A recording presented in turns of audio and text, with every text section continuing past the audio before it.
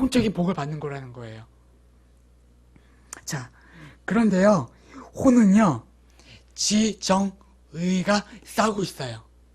여기서 혼은요, 지는 지식, 그리고 정은 뭐 감정, 그리고 의는 의지적. 이 혼,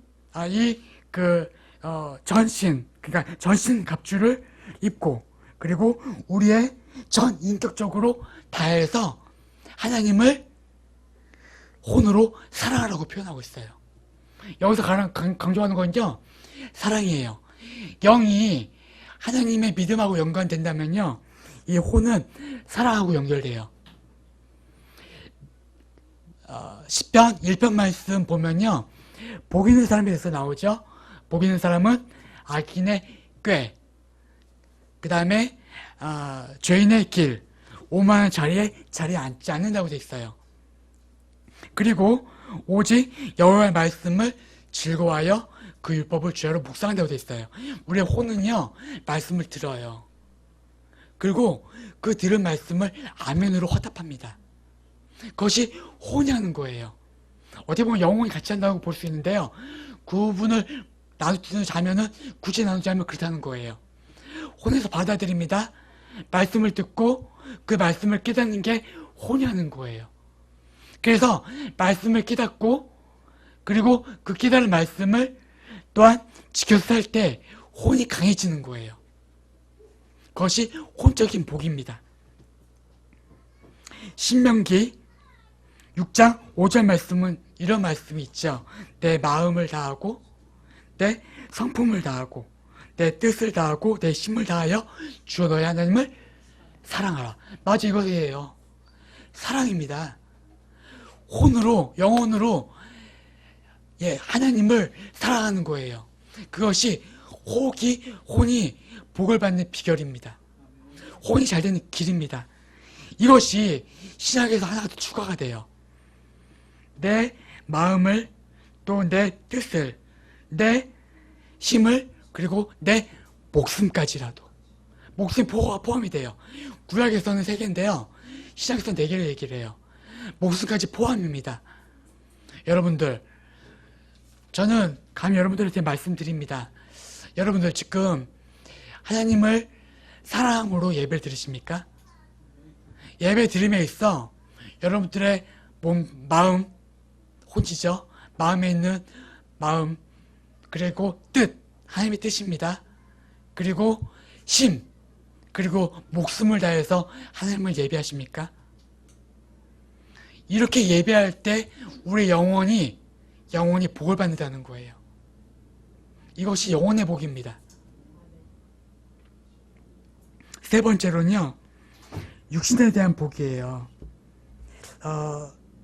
데살로니가 5장 23절 말씀 우리 한 번 더 읽어보겠습니다. 시작. 평강에 하나님이 진히 너희를 온전히 거하게 하시고, 또 너의 영과 혼과 몸이 우리 주 예수 강림하실 때에 흠없게 보존되어 있기를 원하노라. 몸이에요. 근데 여러분, 우리의 몸이요, 너무 더럽다고 안 하세요? 아침에 안 닦으면 냄새가 납니다. 그리고 한 달에 몇 번은 목욕하지 않으면 냄새가 나요. 그런데 하나님은 우리들의 이 몸이 거룩하다고 얘기를 해요. 왜 그러실까요? 그것은 따라합시다. 내 안에 성령님이 계시기 때문입니다. 할렐루야? 맞아요. 물론 내 몸은 더러워요. 냄새가 나요. 어차피 우리 육신은 썩어져요. 하지만 소망 있는 것, 우리의 몸은 낡아져서 땅에 묻히겠지만 우리의 새로운 몸, 여기서는 우리의 몸을 소마라고 표현하고 있어요. 헬라어로. 소마는요, 변화된 육체예요. 이 변화된 몸으로 입고 우리가 예수님과 하나님과 영원 사는 거예요. 이 소망이 있기 때문에 우리의 육체가 복인 거예요. 단 예수님을 구주로 영접하는 사람만. 그런데 성경은 그렇게 말씀하고 있어요. 예수님을 믿는 사람들의 몸은요, 이 소마라는 단어를 쓰는데요, 그렇지 않고 일반적인 육체, 이 몸은요, 그 사르크스라고 하는데요, 고깃덩이로 얘기를 해요. 고깃덩이하고 이 신령한 몸하고 엄청나죠? 그래서 예수 믿는 우리가 큰 축복이라는 거예요. 딱 그렇게 나눠져요. 우리가 이 땅에 있을 때 예수님을 구주로 믿고 살았느냐, 그리고 내가 이 땅에 살 때에 정말 내가 하나님을 정말 최고로 사랑합니다.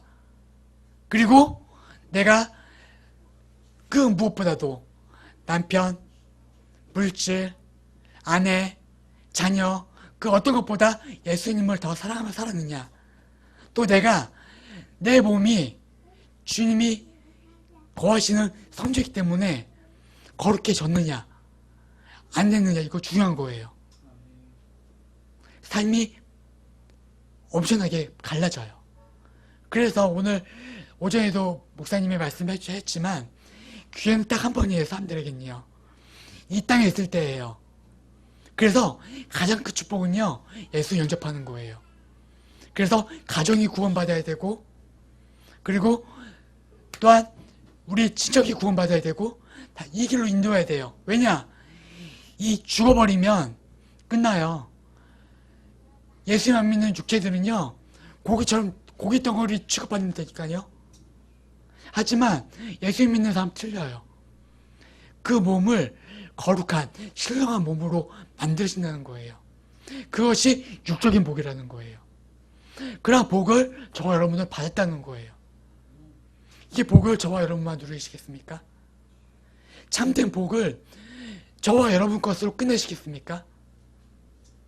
이 복을 전해야 되지 않을까요?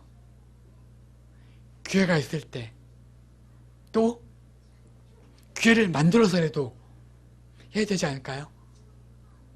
저는 이 시간에 이 말씀을 이렇게 하나님께서 주시면서 그런 마음을 주셨어요. 지금이다, 지금. 누가복음 6장 20절 이하 보면은 지금이란 말이 계속 저의 마음에 계속 찔렀어요. 지금이 울 때다. 지금이 심령이 가난할 때다. 지금이 애통할 때다. 왜냐? 이 땅에서 애통을 해야지 천국에서 웃어요. 누가복음 19장, 우리 오늘도 그 본문 하면서 그 말씀하면서 봤지만, 한 부자는요, 이때서 모든 걸 누렸어요. 고통 안 받았어요. 좋은 것을 취했어요. 하지만 상황이 바뀝니다. 죽고 나서 그가 어떻게 해야 됩니까? 그는 고통을 받아요. 고난을 받아요. 진짜 거지처럼 돼요. 물 한 방울도 먹지 못해요. 그런데 나서는 어떻습니까? 심령이 가난한 상태로 예수님을 믿은 결과, 하나님을 최고로 알고 나머지 것들을 두 번째, 세 번째로 안 결과 아브라함 품에 안겨요.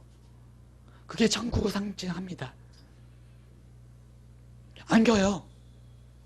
우리도 그렇게 안기는 거예요. 하지만 이 땅에 있을 때 받는 것은 물론 고난일 것입니다. 고난은 다 싫어해요.